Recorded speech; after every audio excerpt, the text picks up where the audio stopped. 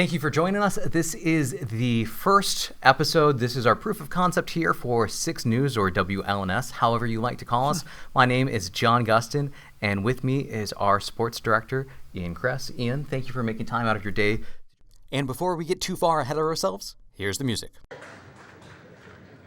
You like that? You like that?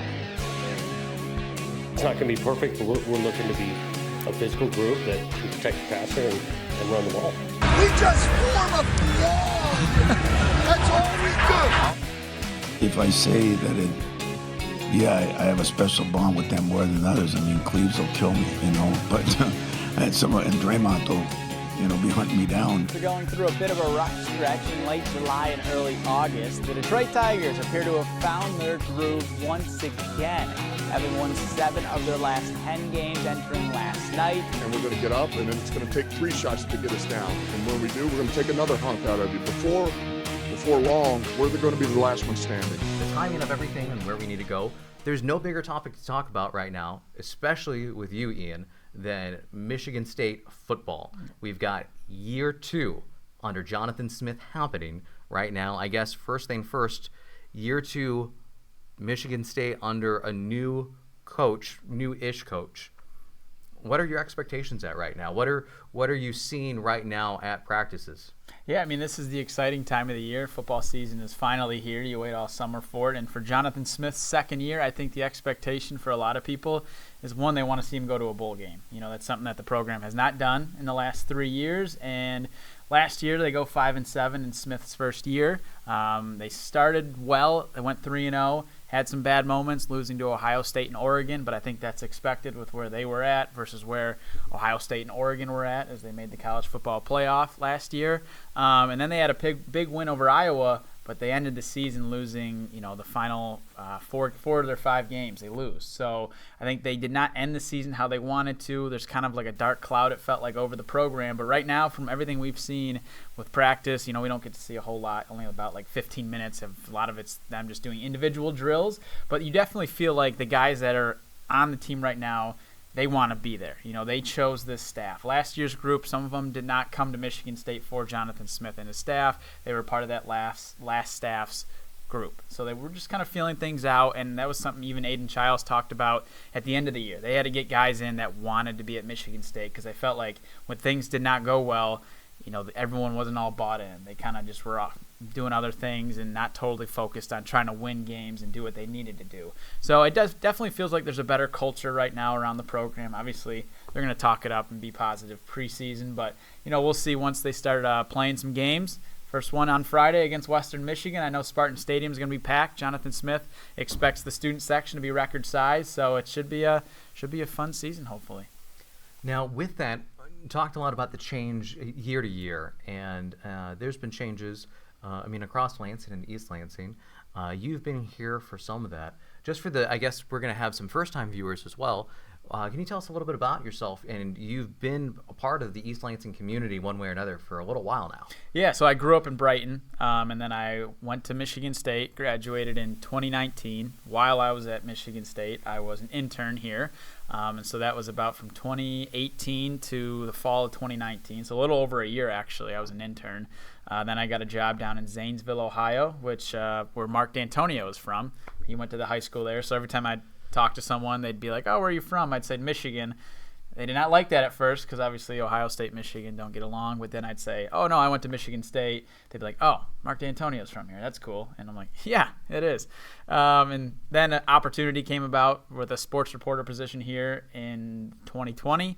Got that, so I officially started back as a full-time employee here at the station in December of 2020. Kind of things happened along the way over the last 4-ish years, whatever you may call it, and it led to me being the sports director, and this fall will mark 2 years me being the sports director here at Channel 6. And since you've been in Lansing, so you would have been watching the Mark D'Antonio era. Were you interning that intersected the tail end of that as well? Yes, there was a tail end of that. It was the last few years of the D'Antonio era. I was in Ohio at the time when he retired. So when I was here, it was still his team and everything like that. There was nothing like about him moving and Mel Tucker coming in. I only saw D'Antonio as a student and as an intern.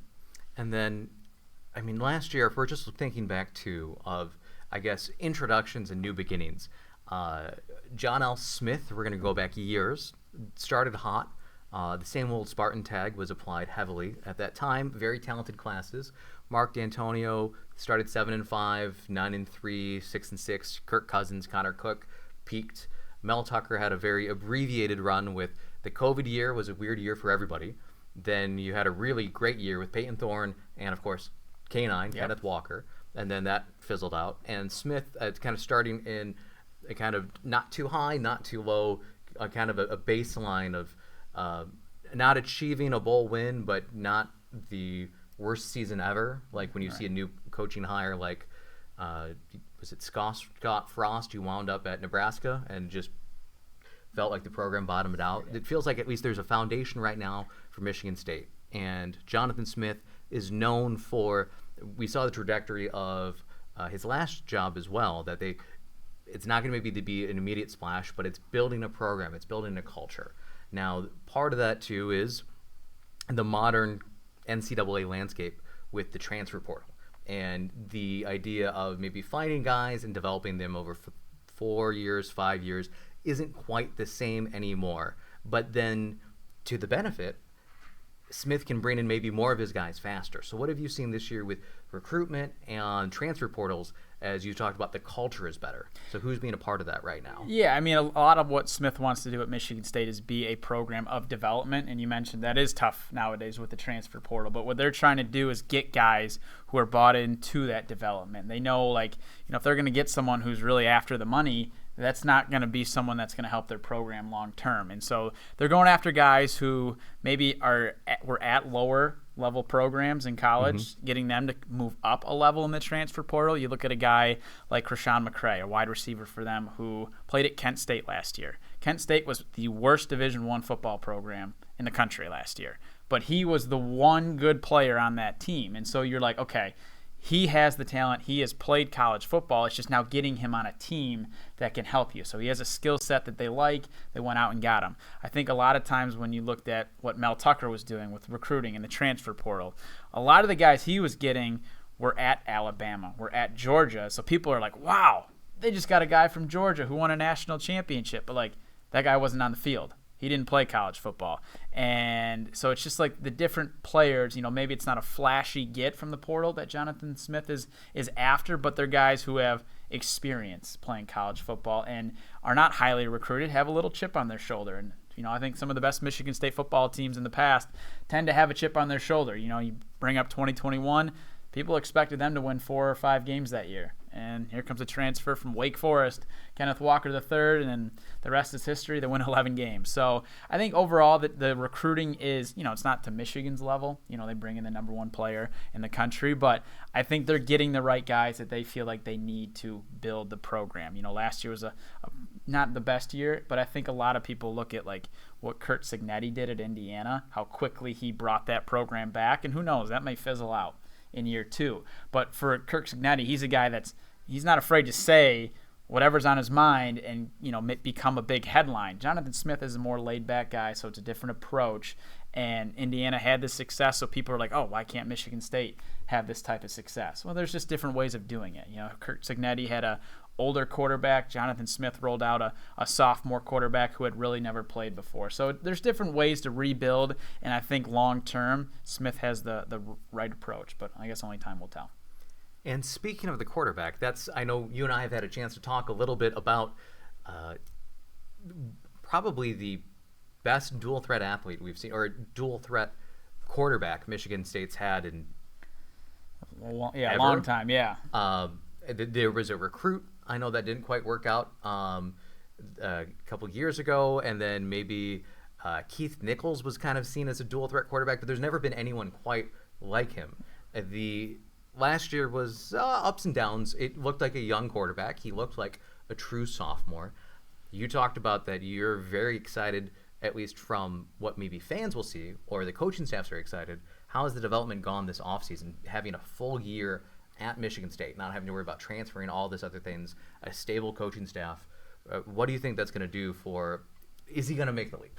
I think he will. To what extent that leap is, I'm not sure, but he definitely feels like a more mature quarterback, even just talking with him in press conferences. Last year he had a few press conferences where he said some things off the walls that got clipped and went viral, and it just showed a little bit of that maturity level that it just wasn't there yet. And sometimes you would see that in games of him just making these poor decisions that really reality is just take a sack, just fall down, don't try to force a play, run up the middle and maybe it gets stripped and you fumble it, or you throw a ball in double coverage and now it's an interception and you just cost your team some points, which that happened a few times. But he definitely seems like a more mature player, and I think also too there's just a better team around him, which is always going to make a quarterback look great. I think if Aiden Childs was on Ohio State's roster last year, he's talked about as one of the best quarterbacks in the country heading into this year. It's just, overall the roster was not great. The offensive line was bad last year. They couldn't run the ball.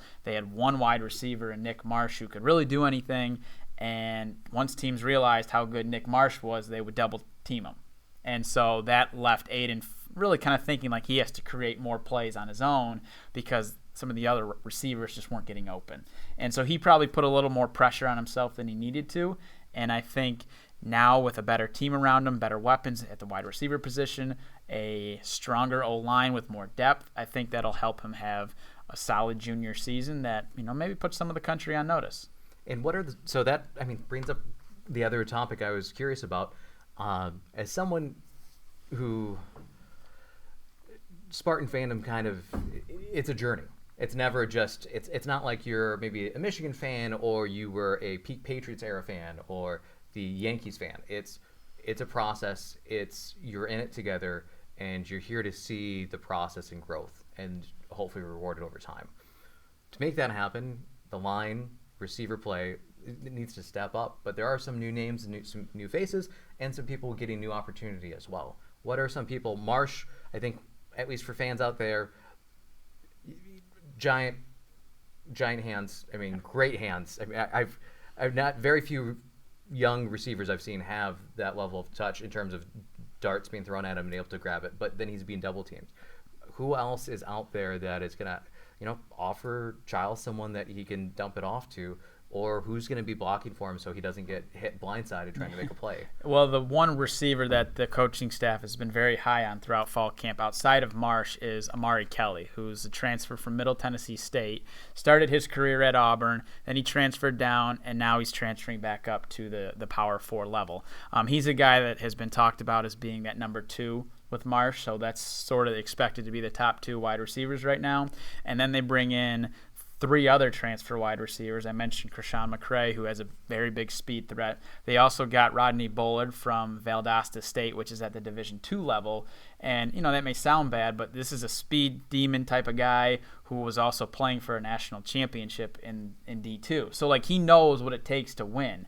And I think that's also very helpful. And so they bring those 2 guys in to be like speed threats, little burners. And they also go out and get Evan Boyd from Central Michigan, who is a bigger body guy. And a little cool note, went to East Lansing High School. So he's kind of coming home, someone that I covered, when he was in high school. So it's cool to see him back out there and wearing green and white this time. He's a guy they think, if they're down near the goal line and they need to throw a fade ball, Marsh is maybe double teamed, Evan Boyd could be the guy that goes up and get it. So those are kind of the top, I would say, 5 receivers they have. Yeah, that's 5. And so those are who they like. They have Jack Velling back at the tight end position. He was not amazing last year. High expectations. Injuries kind of hurt him a little bit, but he's back, and I think they do like what they see out of him. Healthy? Yep, healthy. That's always key.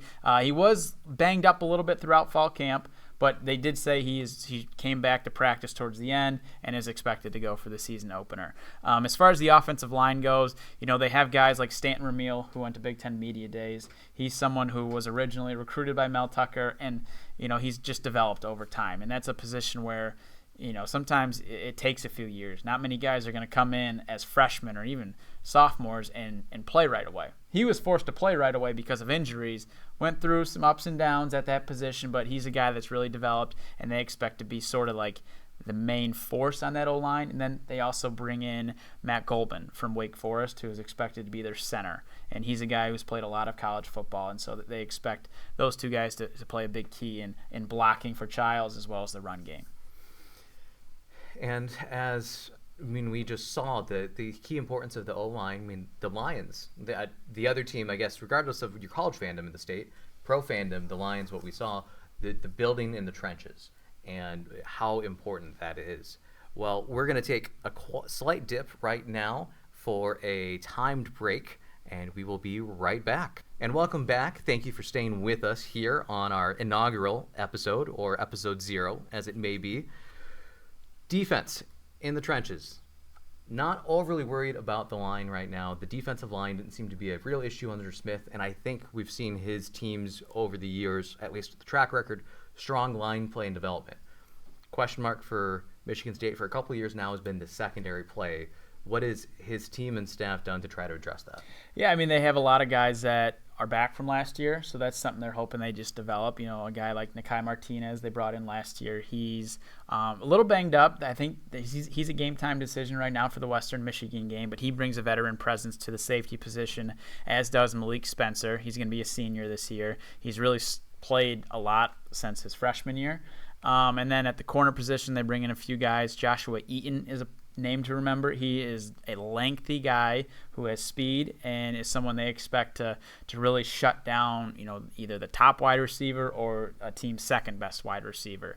And then they have other guys who are going to step in maybe for the first time. You know, Justin Denson's a guy that was a little younger and now has developed a little bit over time. And, you know, there's a few gets they got from the transfer portal. But I would say overall the safety position will be the strong point of the secondary. There could be some guys rotating in and out at the corner position or even nickel. It just depends on how, I guess, the game goes. Jonathan Smith said on Monday they do expect to play a lot of guys on Friday, and that includes the secondary, just to see who is ready for the moment, because there are some unknowns with the defense, especially at that position. So I think they're just going to test it out and see who's good to go and who's ready for the bright lights.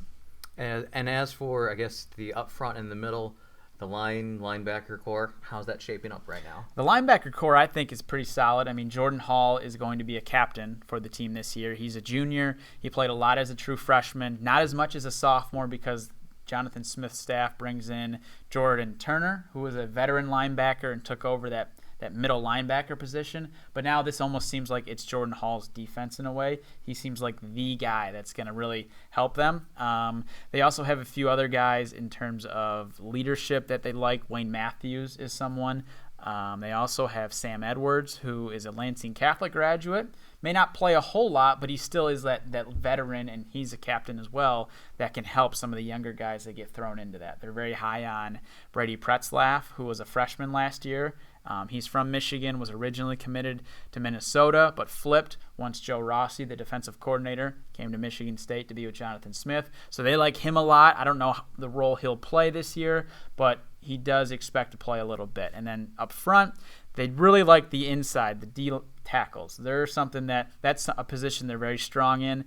The rush ends, maybe a little unknown. Jalen Thompson, someone who's been there the last 2 years. He's expected to take over, but then they bring in a few other transfers that are expected to help their pass rush, which was a little weak last year once Big Ten play kicked off. So I think that's a little unknown in terms of who's going to be on the ends rushing the passer. So that's another position they'll have to figure out throughout the season, really. On that, I've seen a couple things reading local press previews or local columnists, and their key predictions, some of them involved missed or doinked, or the kicker play seems like it's kind of the one cloud lingering over the team. It feels like a lot of other things have been addressed, or there are plans for the kicking battle. What do we need to go heading into the Friday? Yeah, I mean, that is the biggest unknown. There are some unknowns throughout the team, but I think the kicker position is literally the biggest, because last year they had Jonathan Kim, who saved them a few times in games. He won them the Maryland game. I think he had 5 field goals against Iowa, which is a game they won. But yeah, right now Jonathan Smith said on Monday that if Tarek Ahmet-Basic, who has not kicked a field goal in college, if he can't go, he's been dealing with an injury throughout fall camp. how a kicker gets injured in fall camp. I don't know. But then we'll have Blake Sislow, who is a Davenport transfer, be their guy. So those are the two options right now. Martin Connington is another kicker, but he's also dealing with an injury and probably will not be ready to go for another few weeks. So, yeah, we'll see how that position holds out. Jonathan Smith did say it could affect what they do. They may go for it more on fourth down if they're near the end zone. But, yeah, kicking could be an issue. I think I'm having flashbacks to watching Endowment Sue in college, which makes me feel old to say that. But I think when their kicker was out, they put, I think, or maybe the Lions did that one time too, are there creative backups as well? If there's 3 kickers on the roster, one is there, 2 others are dealing with injuries. Is there anyone else do you know of is there a quarterback in the room who also kicked for his team back in the day? I mean, I would imagine maybe if all 3 of those guys are injured or can't kick, maybe they would go with their punter, Ryan Eckley. He's one of the best punters in the country, so maybe he has a big leg and can boot it through the uprights. But did the Doug Flutie drop kick? Yeah, maybe. Okay. So I don't know how that's gonna work. Well, we'll see how Friday goes. But speaking of Friday and then the rest of the season, how do you think Michigan State is matching up against Western Michigan? Obviously, this isn't the Western Michigan team of old that had an undefeated season, that had P.J. Fleck, who is now part of the Big Ten, or the Big Tens, as it now is. But they're still don't ever disregard MAC opponents, especially with all the changes and everything happening. Yeah, I mean, with Western Michigan, they have a very good running back, Jalen Buckley. Joe Rossi said on Tuesday he thinks he's a Big Ten running back. He's just at Western Michigan right now. So he could be a real problem for Michigan State. The quarterback position is a little up in the air. They are currently going with 2 guys for Friday, so they're going to have 2 quarterbacks in and out. So we'll see how that is. But I do think Michigan State matches up well. I do think this is the game they win by multiple scores, just because the talent I think is there. Michigan State may not be the most talented team in the Big Ten, but they're way more talented than a MAC team, I think. Especially with everything, they're nowadays, just to be transparent about it, there's NIL advantages that really changes it from when you'd have a Dan Lefevre or other recruits who would go to a mid-major program, as it were, and it's the same level playing field of scholarships and otherwise, more or less. And nowadays, Michigan State, maybe not at this exact moment, but has all the resources to be a top 20 team long term, especially as everything shakes out.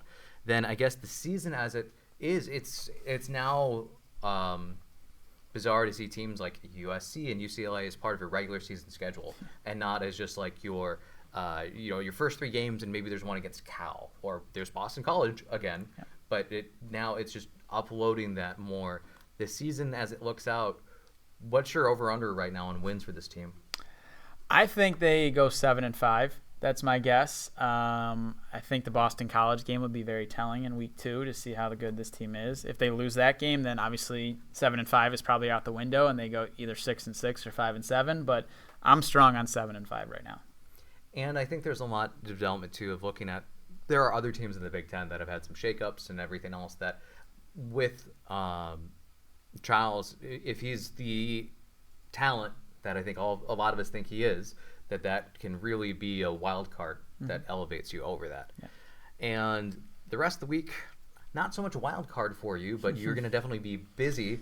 What is happening right now with 6 News getting ready for Friday and the season to come? Yeah, so on Wednesday we have our Countdown to Kickoff special, hour long on WLNS from 7 to 8. So we'll be previewing the season for both Michigan and Michigan State.